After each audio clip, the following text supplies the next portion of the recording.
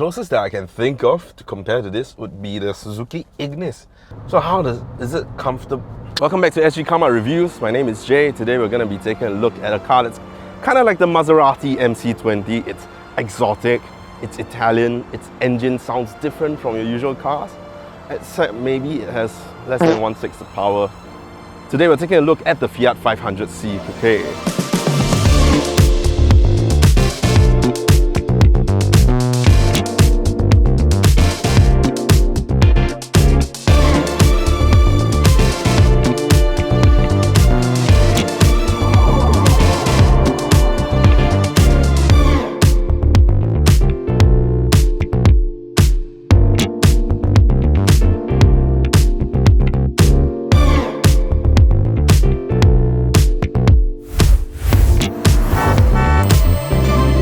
Now, if you're thinking of buying a brand new car like this Fiat 500c and trading in your car, try selling with quotes instead. Did you know that you could be losing up to $5,000 in value when you trade in your car? When you sell with quotes, they use their network of dealers to get you the best price possible. In fact, they're so confident of getting you the best price, if you sell your car for a higher price, they'll give you $100. Now, don't just take our word for it, look at the hundreds of raving reviews on their service. To find out more, visit quotes.com.sg. That's QUOTZ.com.sg. Now let's find out more about this car. As you can see, the Fiat 500 is an A-segment car. It's really small. It's born in Europe, of course. It is an Italian car, a lot more popular in Europe. In Europe, it was they have siblings like the Fiat Panda, which is kind of a similar car with 4 doors instead. This was born from the Fiat concept car, the Tre Più Uno, which means 3+1, which actually had 3 full-size seats and 1 smaller seat. The cars like this tend to have a smaller engine, smaller capacity, so they fit really well inside those European cities and drive really efficiently. Now you can see the lights here, they have very round headlights and your fog lights. Very, very cute, very, very rounded and inoffensive. You also have this silver chrome strip running down the front here, and of course your Fiat logo, not something that you really see very much in Singapore. Down here you get this bumper, this grille that looks really stylish. It was last engineered in 2007 and it's been holding on since then. Very bare minimal changes, so I would say that it has aged really, really well. In 2022, from a 2007 car, it still looks good, right? Now let's check out the side. Over by the side, you get 2 doors because it is a 2+2. You get 16-inch metal rims that look really good. Other than that, it's quite a clean, very sleek design. 500 here because it is the Fiat 500. Now let's check out the rear. Over by the rear, you get this really sloping down boot. It kind of reminds me of the London Cab, but of course, open up, you get 185 litres worth of boot space. By no means will it pass your anti-trolley length test, but as you can see, it can still fit the anti-trolley horizontally and still a check-in luggage. So even for its size, it's a rather impressive boot, no? You get a parcel shelf, very easy to take out and store below. Rear seats you can easily fold down from here if you need more boot space. Underneath there's also a tyre repair kit. Now let's check out the interior. The Fiat 500c is priced at $150,000. The 0.9 litre turbocharged engine produces 84 brake horsepower and 145 Newton meters of torque.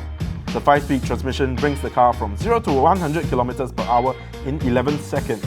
For more details on the Fiat 500c or any other car, head on to sgcarmart.com to help you make the smart choice on your next car.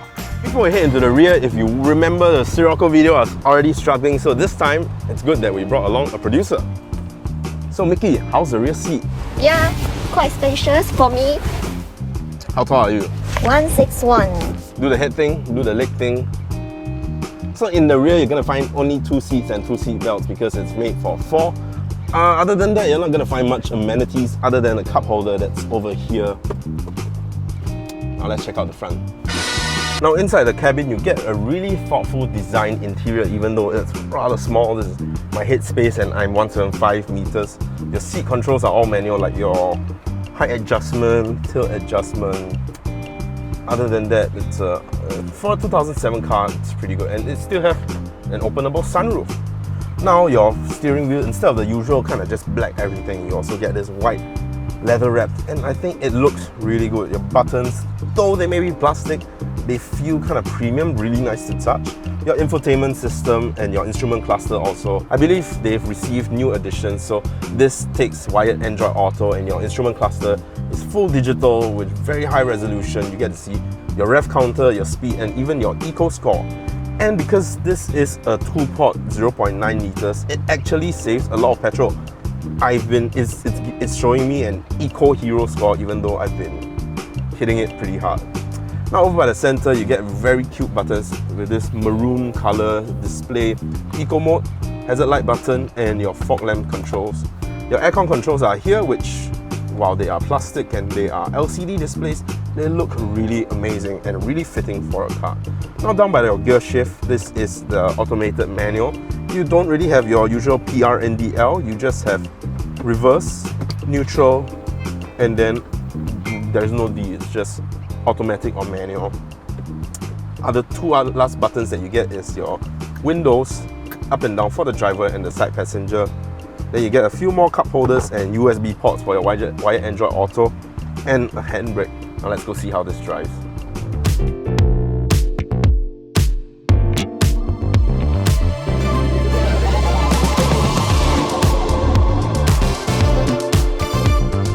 So how does the Fiat 500c Coupe drive? Well, because of its 0.9 liters twin-air turbocharged engine, it pumps out some 84 brake horsepower and 145 Newton meters of torque. And all that power, that power is mated to a 7-speed automatic manual. Now, automatic manual is different from a torque converter. A torque converter is what you usually find in most of your cars, not the ones that are the CVT, but this is a manual system that is controlled electronically, which is different. So shifts you'll find they feel kind of slower. So like right now, if I go into manual and I downshift, you can notice a little bit of a lag, but it does have that feel of manually shifting into a different gear with a manual, albeit slightly slower.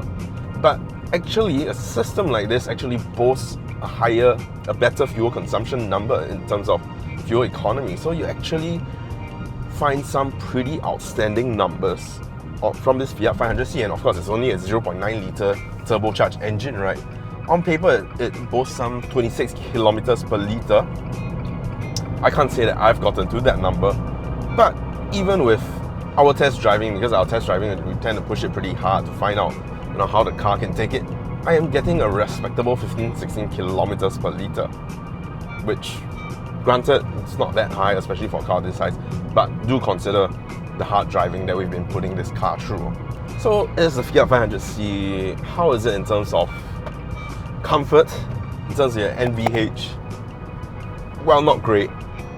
It's rather stiff. The suspension kind of feels like it belongs on a 500c, above 500 instead, where it's really stiff. I guess there's not a lot of give, there's not a lot of space for the car to soak up the bumps and the ruts, and the insulation isn't great as well. I'm hearing a lot of engine noise from the 2-port engine. I'm hearing a lot of road noise, a lot of outside noise.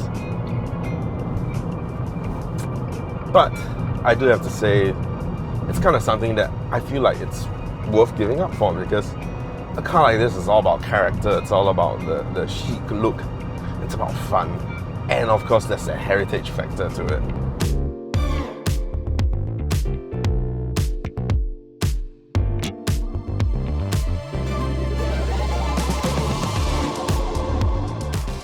Now, is this Fiat 500 a will buy, won't buy, or go try? Now, if you ask me, this Fiat 500 is a go try because of its unique little package. It's not a car that everybody will appreciate, its size and its power, but that's kind of the car that you don't buy for those. You buy because you like its very, very unique little packaging, you like the way it drives, you like quirky things like its automatic manual, you like the styling of this Fiat, like the interior buttons. It is hard to find on any other car, and yet it has certain futuristic things like its dashboard, Android Auto that's wired.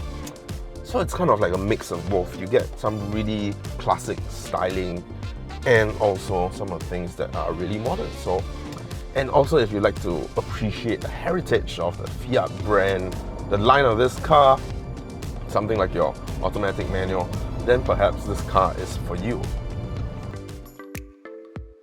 Well, this has been our review of the Fiat 500C. What do you think? Do you agree with us? Do you disagree? Let us know down in the comments. As well as any other car that you'd like to see us review, do let us know down in the comments because it helps us make our decision on what's the next car that we review. So if you've made it this far, please consider subscribing to us on YouTube and hitting that bell notification button so you don't miss out on the next time we upload something, because we can kind of see that 80% of you guys unsubscribe. And also do consider following us on TikTok at SGCarMart. Now that's it for this review. We'll see you on the next one. Bye bye.